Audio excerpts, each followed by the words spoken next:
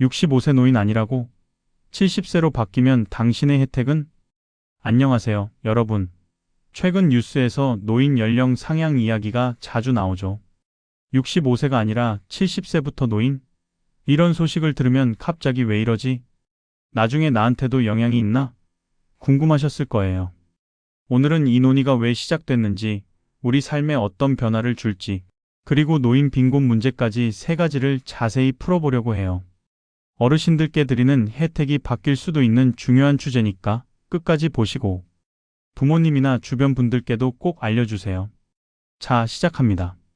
먼저 노인 연령 상향이 뭔지부터 알아볼까요? 지금 우리나라에서 노인은 65세 이상으로 정의돼요. 근데 정부와 전문가들이 이걸 70세나 75세로 올리자는 논의를 하고 있어요. 갑자기 왜 그러지? 하실 텐데 이유가 몇 가지 있어요.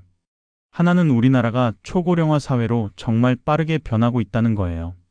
2025년 지금 65세 이상 인구가 전체의 20%를 넘었어요. 2013년에 이미 초고령화 사회에 들어섰고 앞으로 2044년쯤엔 일본보다 더 많은 노인 인구를 갖게 될 거라는 전망도 나왔어요. 그러니까 인구가 늙어가는 속도가 엄청난 거죠. 예를 들어 20년 전만 해도 65세 이상이 이렇게 많지 않았는데 지금은 거리에서 어르신들을 자주 보이잖아요. 또 다른 이유는 사람들이 더 건강하게, 더 오래 산다는 점이에요.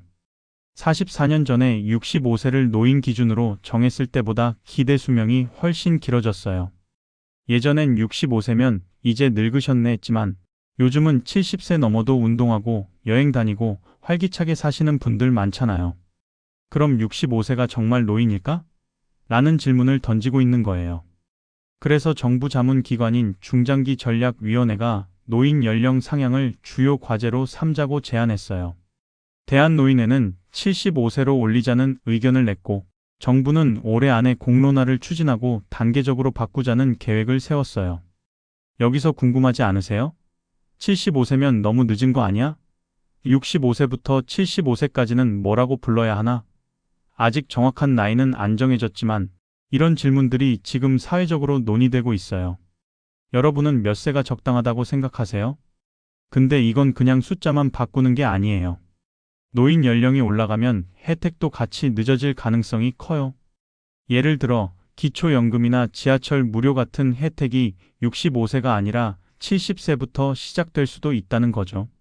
그럼 지금 60대인 우리 부모님은 어떻게 되나? 내가 나중에 받을 혜택은? 이런 걱정하실 분들 많을 텐데 뒤에서 더 자세히 알려드릴게요. 일단 정부는 사회적 합의를 거치겠다고 하니까 당장 바뀌진 않고 시간이 좀 걸릴 거예요.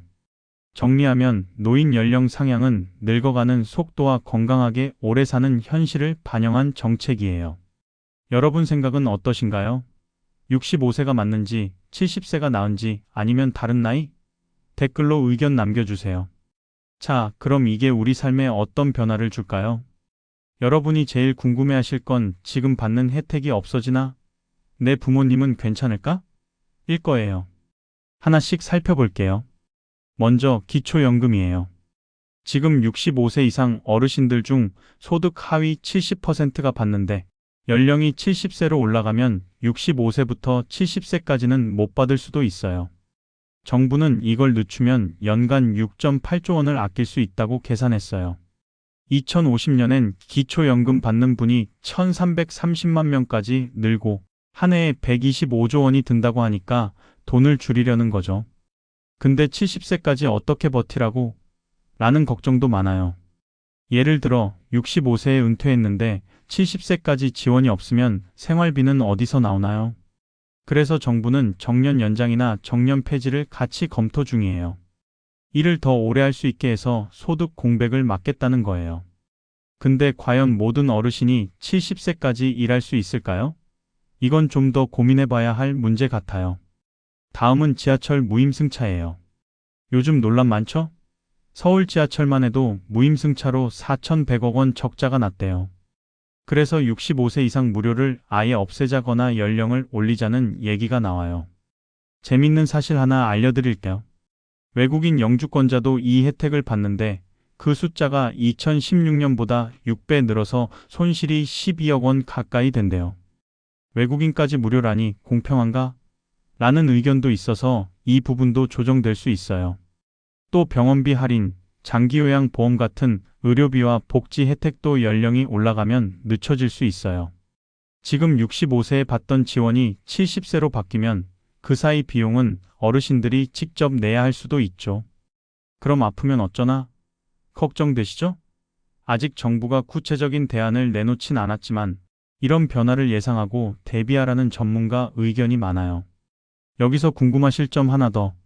언제부터 바뀌나요? 아직 법안이 확정된 건 아니에요. 사회적 논의를 거친다고 하니까 몇 년은 걸릴 거예요. 지금 50대, 60대 분들은 당장 영향은 없겠지만 내가 65세 됐을 때 혜택이 있으려나?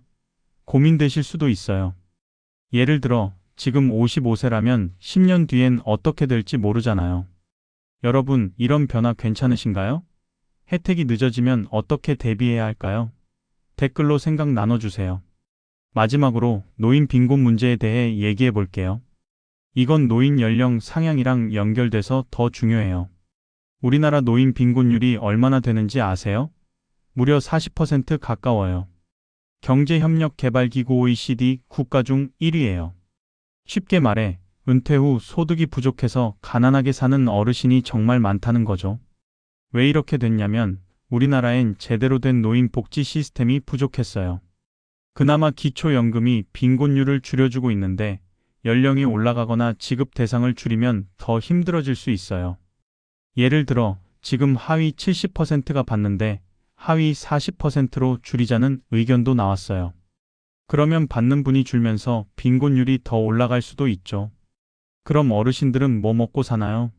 사실 지금도 65세 넘으신 분들 중 폐지 줍거나 힘든 일 하시는 분들 많잖아요.